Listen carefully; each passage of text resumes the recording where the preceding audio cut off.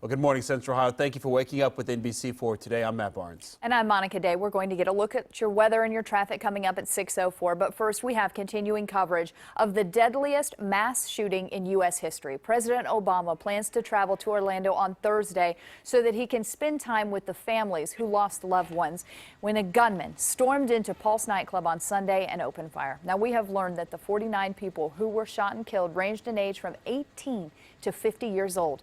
As the shock sets in, hundreds from cities all around the world continue to pay their respects for those who died. Before that, the president will meet with his national security team to review efforts to fight and destroy ISIS. This comes as investigators follow the trail of the gunman held responsible for the senseless massacre. NBC's Edward Lawrence reports. Chaos in the House chamber. Speaker Paul Ryan asked for a moment of silence. That's when Representative Jim Himes and a few other Democratic members walked out under protest. I could have passed some legislation, but instead I decided to observe yet another moment of silence. I just decided that's enough. That's not leadership. I'm not doing it. As the nation mourns for the Orlando shooting victims in vigils across the country, including Senator Bernie Sanders, lawmakers remain deeply divided. Himes and other Democrats want strict gun control bills to pass the House. We also have to make sure that it is not easy for somebody who decides they want to harm people in this country to be able to obtain weapons. It's essential that we stop terrorists from getting the tools they need to carry out the attacks. The presumptive Republican nominee for president countered, saying we need to do more to secure America, adding Omar Martin may have been born here, but his parents immigrated from Afghanistan. Trump added he would lock down the border. When I'm elected, I will suspend immigration from areas of the world where there is a proven history of terrorism against the United States.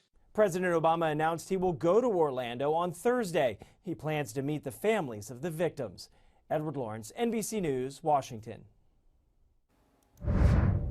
Well, this morning, new questions have come up surrounding the gunman. One man told MSNBC's Chris Hayes that he and his friends recognized him from different gay dating apps, including Grindr.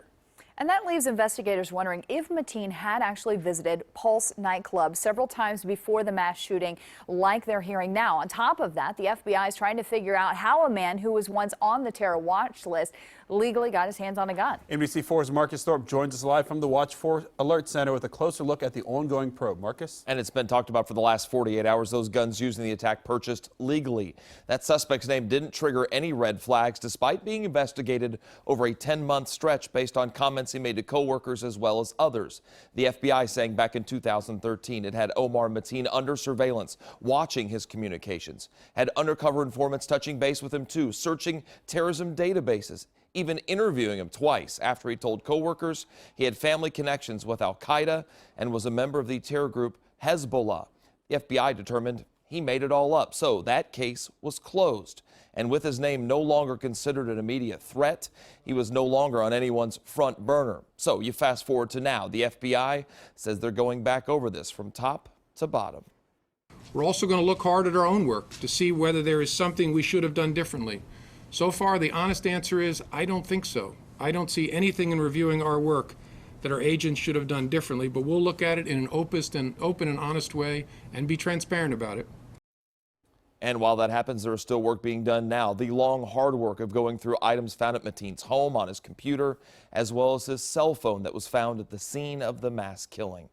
Now, coming up in our next half hour, much more from Orlando, including a look at the victims from the shooting. Marcus Thorpe, NBC4. All right, Marcus, thank you very much. Remember, you can also find the newest updates in this investigation online now at NBC4i.com. In less than a minute, we will show you how Columbus is ramping up security following this massacre.